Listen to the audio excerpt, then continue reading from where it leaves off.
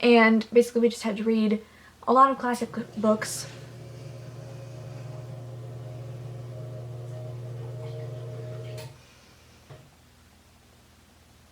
Some pump, okay.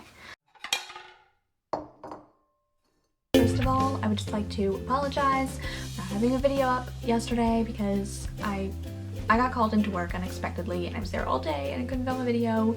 I couldn't edit it because there wasn't anything to edit. Also, my hair is like really weird today because I had to go out in the rain, so it all got frizzy and then gross. So let's just ignore the hair today.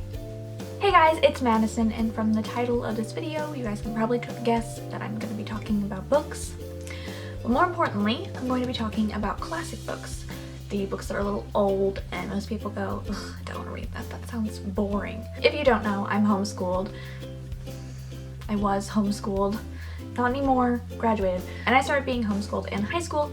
When I started high school, my mom decided that she wanted us to do a classic literature course, I guess. Basically, we just had to read a lot of classic books and, you know, write papers and analyze them and stuff like that. So most people probably, you know, hear that they have to read a classic book and they just want to look at clip notes or watch the movie or something like that, but I'm just going to tell you that these are the books that you should actually read. I love these books.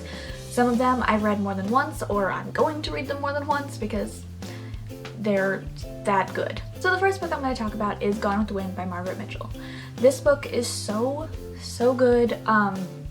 My copy is literally falling apart. Like, I think there's probably at least 80 pages that are not connected to the spine, and they are like falling out every time I'm reading it. I actually have to just take this stack of papers and just, you know, detach it from the book and hold that little tiny stack of 80 papers or like however long it takes me to read that. This book, the first time I read it, I was kind of like, oh my gosh, this is really slow, because the first few chapters, they're really long chapters, number one, but like she's very descriptive, and so it's kind of a little boring having to like read about all the rooms and all the people and what they looked like, but it's all very important. But as I was reading this and got farther into the book, it was just, I couldn't stop reading it, and once I finished it, I had to watch it again.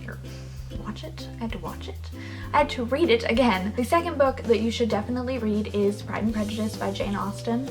This is a really good book. It's really classic love story. This book is definitely one of my favorites, and I don't know why I like it. I just really like it. It's just a really good book. You should definitely read it. The third book I'm going to be talking about is, I love this book so much. It is Dracula by Bram Stoker. And it is just really good. I read Frankenstein and Dracula, not at the same time, but like I read them back to back, and I definitely liked Dracula better.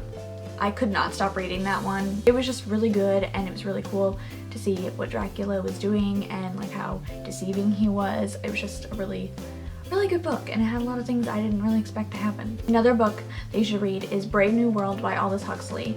I know it's kind of like 1984, which I haven't read 1984, but you know, my mom has read both of them, and she told me the 1984 and Brave New World were kind of along the same lines because they're both about the future, but they were written in the past, and it's just kind of cool to see like how some things turned out to be right, and some things turned out to not be true. It's cool to see like these world controllers, pretty sure that's what they were called, control how everybody's move and like everything that everyone did, and to see how they did it. And it was just kind of like, it was a little scary because it was kind of like, well, I hope this does not happen in the future.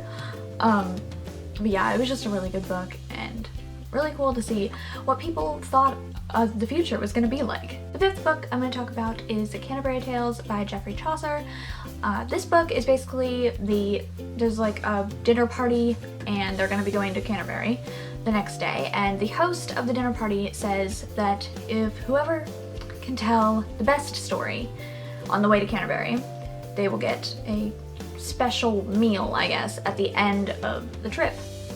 So it's basically just a bunch of different stories from each person that's going on the trip. It was just a really good book, and you know, it was really cool to see like all the different stories that were in this one book. It's just basically a book of mini stories. And the last one I'm going to talk about is Candide by Voltaire. This guy lives at a castle, and he gets into a situation that forces him to leave So he leaves and he goes on all these different adventures with different people. It's just kind of the different situations that he finds himself in, and sometimes he gets into a lot of trouble and he has to like find a way out of it, and you know, just kind of cool to see like his different adventures. And yeah, it was just kind of a funny book too. So I hope you all enjoyed this video. If you did, be sure to give it a thumbs up and comment below what your favorite classic book is. I really want to read The Interview with a Vampire. I can't remember who it's by, but I really want to read that one. If you want to see more videos from me, you should subscribe because I upload every Monday and every Saturday. I hope you all have a great rest of your week, and I love you guys. Bye!